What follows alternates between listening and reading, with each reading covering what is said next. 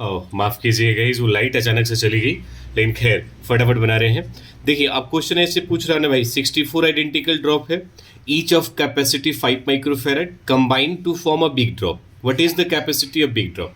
मतलब क्वेश्चन कह रहा है ना कि टूट करके बूंदों का एक साथ मिल करके ना, ऐसे क्वेश्चन जो हम क्लास में आपको कराए थे। ज़्यादा कुछ नहीं करना और ना ही हम कुछ ज़्यादा डिटेल में जाएंगे, क्योंकि वक्त है नहीं हम लोगों के पास। तो करना कुछ नहीं, एक सिंपल सा कंसेप्ट यूज करना है भाई।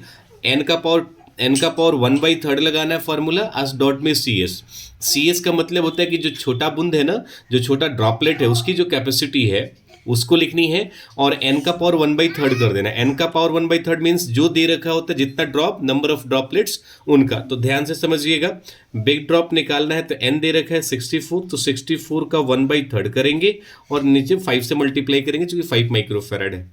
64 का 1/3 क्या होगा भाई, 4 होगा, और सीधा सवाल है 5 है तो 5 लिखा है, 4 5 जा 20 माइक्रोफेरेड। तो इस तरह के क्वेश्चन आए तो आप आराम से ये फॉर्मूला लगाइएगा, फटाक से आंसर आएगा। तो इसका आंसर कौन सा हो जाएगा भाई, 20 माइक्रोफेरेड। जो भी दे रखा है ना, जो भी दे रखा है इसका 1/3 करके इससे मल्टीप्लाई कीजिए, आंसर आ जाएगा। ठीक है, आइए हम नेक्स्ट क्वेश्चन की तरफ बढ़ते हैं। तो नेक्स्ट क्वेश्चन 10वां कह रहा है कि the charge on plate x in the figure. देखिए इस तरह के क्वेश्चंस आए तो सीधा सा सवाल है, पैटर्न अपने को क्या यूज करना है, C is equal to Q by V होता है, तो यहाँ से Q निकालिएगा गाइस तो C भी हो जाएगा।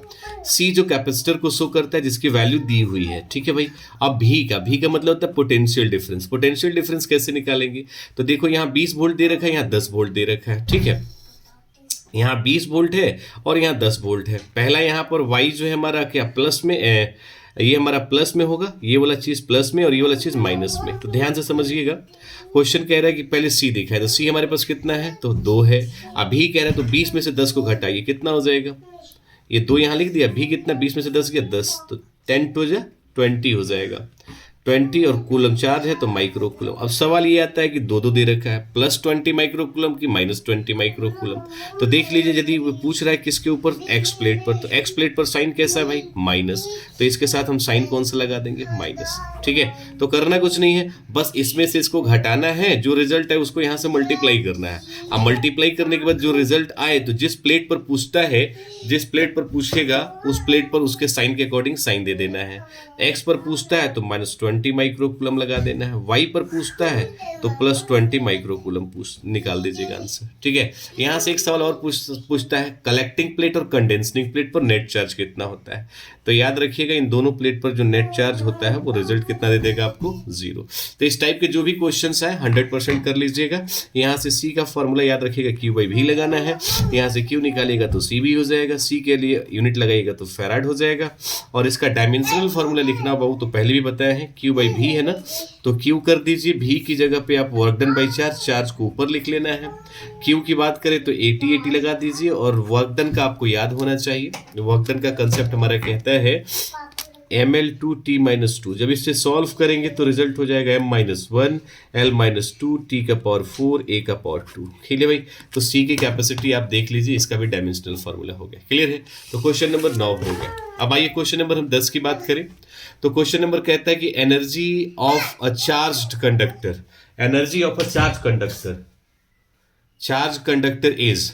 अब एनर्जी आपको बतानी है, एनर्जी निकालनी है, तो सीधा सवाल है कि एनर्जी का जो फॉर्मूला है, एनर्जी का जो फॉर्मूला है वो होता है 1/2 CV²। ठीक है भाई, 1/2 CV² जो कैपेसिटर के अंदर एनर्जी स्टोर होती है ना, वो यहाँ से याद कर लीजिएगा, 1/2 CV² होता है।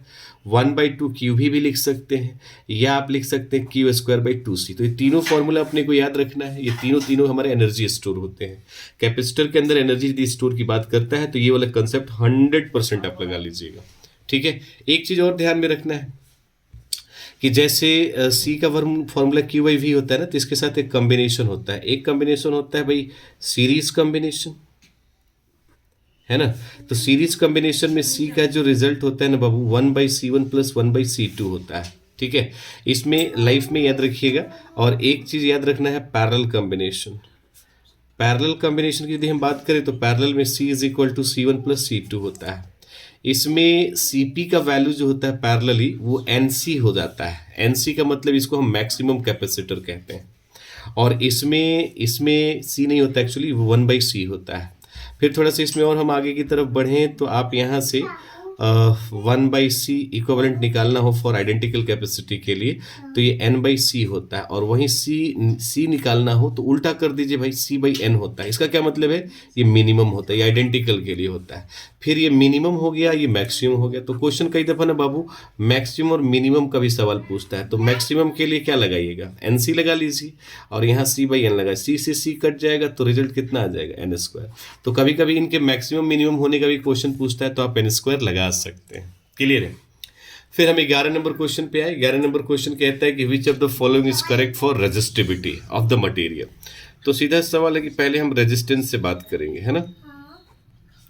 रेजिस्टेंस से बात करें तो ओम्स लॉ की बात करें तो V is equal to IR होता है, तो R is equal to V upon में I हो जाएगा। ठीक है, इस R का जो यूनिट होता है वो ओम होता है, OHM जिसको हम बात करेंगे।